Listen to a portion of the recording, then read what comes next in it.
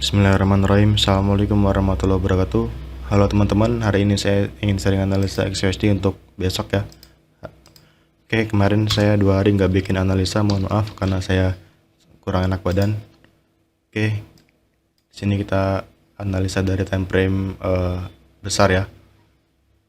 Kita cek dari time frame karena kita analisanya untuk hari Senin, jadi kita jangan terlalu gunakan time frame besar. Daily kita cek untuk mengecek bias saja. Di sini kita lihat di daily seperti yang saya bilang kemarin ya. Belum tentu ini tuh di break ya area buy side liquidity. Kita cek lagi secara mechanical structure-nya di sini. Buat teman-teman yang baru nonton video saya mungkin belum paham.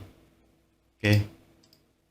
Ini adalah strukturnya ya di sini. Kita lihat seperti ini. Nah, di sini adalah break of structure, change of character di sini. Lalu di sini ada break of structure.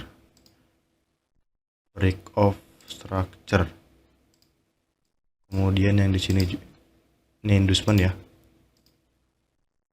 Kita akan analisa pelan-pelan untuk mengecek strukturnya karena gold ini pergerakannya banyak manipulasi ya semalam pas NFP, gila. Astaga. Saya minggu ini nggak trading di XUSD, terus terang aja. Nggak trading di XUSD saya. Kebanyakan di Forex. Karena lebih tenang di Forex. Nah, oke, di sini kita lihat ya. Ini adalah inducement yang sudah diambil ya, yang sudah memvalidkan high dan low. Nah, kalau kita ukur dari low sini, low ke high, di sini kita lihat pergerakannya itu masih di tengah-tengah ya. Nah, di sini saya khawatirnya ini terjadi failure swing. Nggak mungkin ini, bukan nggak mungkin ya. Saya sih berharapnya ini di break ya, berharapnya. Nah, kalau kita cek di sini, candle daily-nya ini kemarin sudah muncul banyak candle bearish di sini ya, dari sini ya. Di sini kalau kita cek di harga sini di H1 itu ada hidden base. Waktu itu saya sempat sell, tapi saya nggak share di grup, saya entry sendiri. Dan saya juga pernah bilang ke sini ke teman-teman kalau di sini ada hidden base yang bisa dibilang high probability, tapi SLR besar. Di sini kita lihat. Nah, di sini kita lihat ya, apa itu hidden base? Di sini ada supply. Supply yang bagus itu dia mengambil liquidity ya. Order block itu bagusnya dia ngambil liquidity. Ini liquidity ya. Liquidity itu bisa high berikutnya, bisa low berikutnya, itu liquidity. Atau session high, session low, previous day high, previous day low, itu semua liquidity. Oke. Nah, di sini ada fair value gap. Nah, oke. Di sini area entry-nya. Dan mungkin teman-teman ada yang entry ya sebagian ya. Dan kita lihat sekarang dia respect dari zona itu. Sini kita lihat, boom. Oke ya, dia nggak melebihi area high ya, dan turun. Dan kalau misalnya sekarang kita cek analisa dari M30 aja ya untuk mengecek strukturnya. Di sini kita lihat di M30. Di M30 ini di sini ini pullback, diambil break of structure, change of character, pullback, break of structure. Sebentar kita analisa pelan-pelan ya untuk mengecek pergerakannya, untuk melihat area-area validnya. Change of character, break of structure, kemudian di sini kan ada inducementnya ya, valid, diambil. Mohon maaf agak lama ya karena saya pelan-pelan. Kalau teman-teman merasa bosan silahkan di skip. Inducement, di sini ada fair value gap. Tapi saya nggak entry sell di gold kemarin itu. Saya di gold ini agak-agak ngeri ya, meskipun sampai zona kadang-kadang saya nggak berani masuk. Astaga. Sini kita lihat ya. Setelah ini terjadi break of structure di sini. Break of structure. Di sini ada pullback ya. Ini pullbacknya valid sini. Oke, nggak diambil ya. Nggak diambil. Ini bukan low valid ya. Nah, ini masih pullback juga. Oke, liquidity pullback. Nah, ini pullback juga ya. Pullback. boom. Nah ini kemarin sebenarnya supply ya, sebenarnya supply valid ya. Cuman kalau kemarin di M15 itu saya rancu ya, M15. Rancunya gimana? Di sini kemarin saya lihat ya. Di M15 ini kita lihat sini. Ini adalah break of structure ya. Break of structure. Ini inducement. Oke, nah ini saya rancu di sini nih. Di sini ada pullback, sini valid. Ini low diambil. Oke. Nah, diambil ya. Nah, ini break of structure. Nah, terus ini change of character. Change of character. Nah, saya cari buy di sini kemarin. Cari buy di sini. Cuman nggak muncul. Tapi kalau di M30 itu jelas ya dia ya, lebih jelas. Lebih jelasnya gimana? Ini di area ini itu bukan break of structure, ini bukan break of structure. Di sini tuh dia masih single move. Ini single move. Kemudian yang di sini itu inducementnya. Sebentar.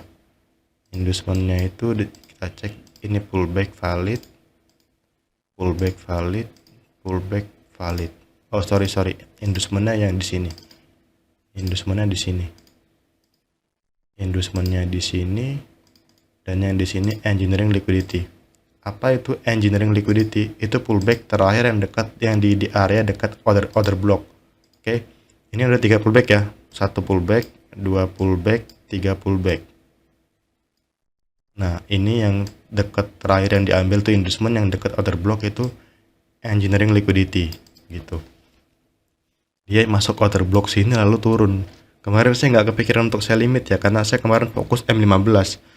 Di sini M30 juga ternyata bagus ya. Saya jarang pakai M30 soalnya. Saya seringnya pakainya M15. Nah, di sini kita lihat ya. Nah, kemudian dia setelah ngambil inducement masuk supply dan break dan jadi break of structure. Ini break of structure baru. Break of structure baru M30. Kemudian di sini kita lihat, kita akan marking pullbacknya ya. Dari sini. Ini valid pullback. Ini juga valid pullback. Kita masuk ke sini. Ini juga valid pullback. Oke. Ini juga valid pullback. Nah, oke ya. Di sini kemarin saya ada kerancuan. Kerancuannya gimana? Sebentar. Di sini adalah area ekstrim setelah terjadi boss ya di M30. Saya kemarin nggak entry di gold. Jadi ceritanya kemarin di sini pas NFP harga di sini ya, NFP ya di sini harganya ya. NFP harga masih di sini 2041 ya. Di ring area ini. Ini sideways ya, sideways. Nah, di sini kita lihat ini adalah inducement nih, inducement. Di sini inducement ya. Sebentar. Kita cek. Inducement itu valid nggak ya? High diambil, valid. Kita cek yang ini aja inducementnya. Oke, ini inducement. Nah, harga itu seenggaknya naik sampai sini ya. Sampai sini karena ini decisional POI dan ini area ekstrim. Dan sekarang di sini kita lihat ini kan pullback ya. Valid. Di sini juga pullback valid yang di sini terakhir. Ini nggak usah kita marking yang ini aja. Yang ini minor, nah ini inducement. Nah kemudian kok nggak diambil inducementnya ya? Kalau kita cek secara struktur, ini high ini inducement akan valid kalau misalnya dia ini ngebreak low ini nih. Bentar, kurang jelas gambarnya. Di sini ini garisnya ngalangin. Nah seperti ini inducement. Oke. Nah ini valid inducement. Dia naik ini valid, jadi memvalidkan low. Lalu dia naik sideways. Harusnya sih dia naik duluan ya ke atas gitu baru turun. Nah ini kemarin turun duluan saat NFP lalu naik ke decisional POI, karena seharusnya ketika terjadi break of structure itu dia minimal masuk ke area decisional POI ataupun di area break of structure seperti itu. Nah sekarang kalau misalnya untuk analisa goldnya saya sih di fokus M30 aja. Ini inducementnya valid, sudah diambil juga. Ini area ekstrim dan dia sudah sudah turun dari sini. Kalau misalnya dia naik lagi ke sini, saya akan cari sell di sini. Ini masih valid area sell di harga 2074. Nah, kemudian kalau misalnya dia turun langsung, nah ini akan menjadi breakout structure baru. Sorry agak jelimet jelasinnya ya. Sorry. Karena ini harus teliti. Ini strukturnya agak rancu. Kalau teman-teman punya masukan silakan komen di kolom komentar ya, masukannya sangat membantu bagi saya masukannya. Karena saya juga nggak terlalu teliti. Nah, ini area supply apabila misalnya ini terjadi breakout structure seperti ini. Misal di break ya. Ini misal di break. Kalau misal di break, ini akan menjadi area untuk kita sell. Seperti itu. Di M30 aja saya fokusnya. Oke, saya ingin sedikit sharing mengenai entry ya, karena ada beberapa yang nanya mengenai entry. Di sini kita lihat entry saya. Saya sempat entry PO. PO itu pending order ya. Kok loading sih? Oke, kita masuk aja langsung ke Euro NZD USD. Kemarin saya sempat pending order di NZD USD dan apa? Euro NZD. Sebentar. Mana sih ya? Wanda. Nah, di sini ya kemarin di M5. Buat teman-teman yang nanya entry ya. Ini nggak kejemput. Saya kemarin pending order di dua pair nggak kejemput. Di sini kita lihat ya. Ini adalah pullback valid, pullback menjadi breakout structure di break ya. Nah, ini valid change of character. Valid change of character. Nah, di sini kita lihat.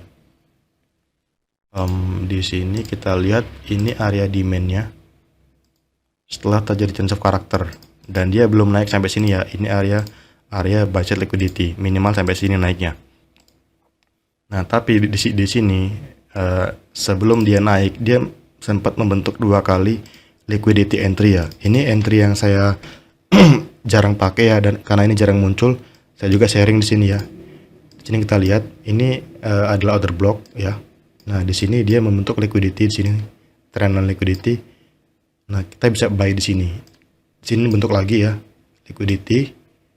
Karena ini kan masih valid area order block di sini ya. Secara mechanical masih valid area order block. Jadi saya buy limit di sini kemarin. Buy limit di sini. Di sini. Nah, saat terjadi liquidity di sini membentuk pattern liquidity. Nah, saya buy di bawah liquidity. Nah, di sini nggak ke break, nggak keambil. Karena saya ini juga SL-nya kecil ya, SL-nya cuma sekitar 10 pips dengan target inducement di H4. Nah, dan di sini kita lihat setelah dia ngambil inducement H4 dia turun. Nah, ini contoh konfirmasi entry yang saya lakukan kemarin. Oke. Buat teman-teman yang pengen masuk grup untuk belajar silakan kontak di WA ya. Oke, saya akhiri. Assalamualaikum warahmatullahi wabarakatuh.